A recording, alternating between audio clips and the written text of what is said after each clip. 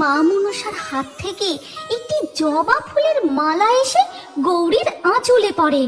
জয় মা মনসা।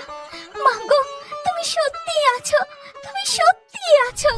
অনেক দিন আগেকার কথা, কাকরগাছি নামে এক গ্রামে শিবু আর গৌরী নামের এক দম্পতি বসবাস করতেন।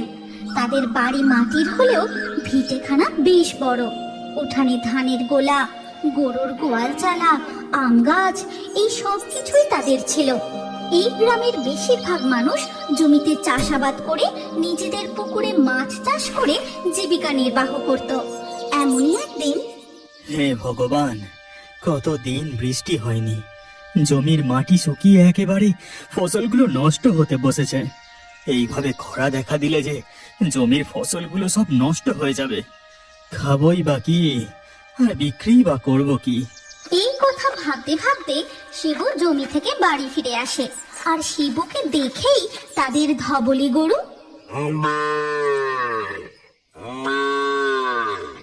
বুঝেছি বুঝেছি, আর ডাকাডাকি করতে হবে না। এতক্ষণ তুই আমাকে দেখতে পাসনি, তাই এত ডাকাডাকি। দাঁড়া, তোকে কিছু খেতে দিই। এই কথা বলে শিবু কিছু ঘাস নিয়ে ধবলি গরুকে খেতে দেয়।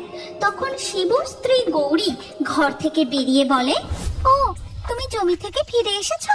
নাও, এবার হাত পা ধুয়ে রান্নাঘরে চলো, দুমুঠো কিছু খেয়ে নাও।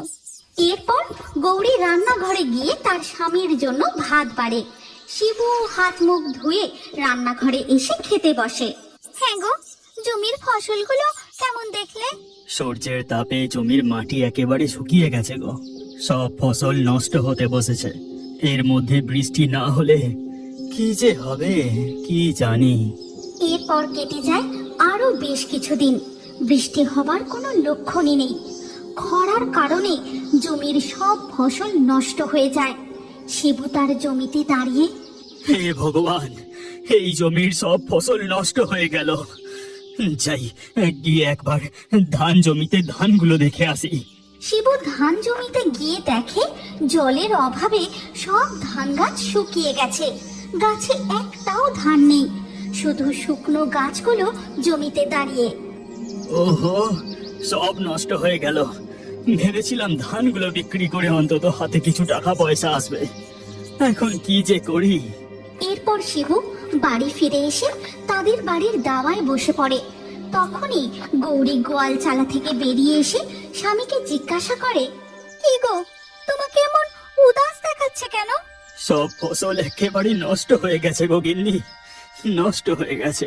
তুমি মন খারাপ করো না, আমাদের পুকুরে যা মাছ আছে তা বিক্রি করে আমাদের সংসার ঠিক চলে যাবে। এরপর কেটে যায় আরো বেশ কিছুদিন। একদিন দুপুরবেলা পশ্চিম আকাশে কালো মেঘ জমাট বাঁধে। গিন্নি, ও গিন্নি, তাড়াতাড়ি ঘর থেকে বেরো গো, পশ্চিমে কালো মেঘ জমাট বেঁধেছে, এক্ষুনি ঝড় উঠলো বলে। হ্যাঁ গো, তাই তো দেখছি, আকাশ একেবারে কালো অন্ধকার করে এসেছে। বৃষ্টি নামার আগে তুমি মাঠ থেকে ধবলিকে বাড়ি নিয়ে আসো, আমি একবার পুকুরের দিকটা যাই। হ্যাঁ হ্যাঁ, তাই যাও, আমি গিয়ে ধবলিকে নিয়ে আসি। গৌরী ও শিবু দুজনেই তাড়াহুড়ো করে বেরিয়ে পড়ে।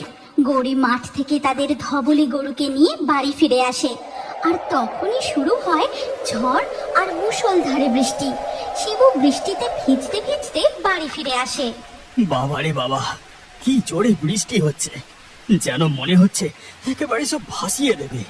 বৃষ্টির সাথে শো শো করে ঝড় বইতে থাকে, সাথে বাজ পড়তে থাকে। কালো মেঘের আড়ালে দুপুর গড়িয়ে সন্ধ্যা হয়ে যায়, কিন্তু বৃষ্টি থামার কোনো লক্ষণই নেই। ঝড় আর বাজ পড়াটা তো কমলো, কিন্তু বৃষ্টি থামার যে কোনো নামই নেই। হ্যাঁ, এই যে একেবারে মেঘ ভাঙা বৃষ্টি। যাই হোক, চলো এবার আমরা খাওয়া দাওয়া করে শুয়ে পড়ি। হারিকেনের আলোয় শিবু ও গৌরী রাতের খাওয়া দাওয়া সেরে শুয়ে পড়ে। ধীরে ধীরে রাত আরো গভীর হয়, কিন্তু বৃষ্টি তখনও থামে না।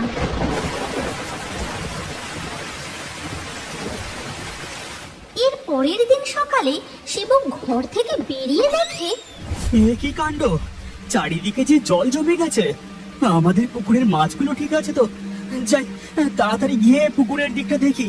এই বলে শিবু তাড়াহুড়ো করে তার পুকুরের কাছে গিয়ে দেখে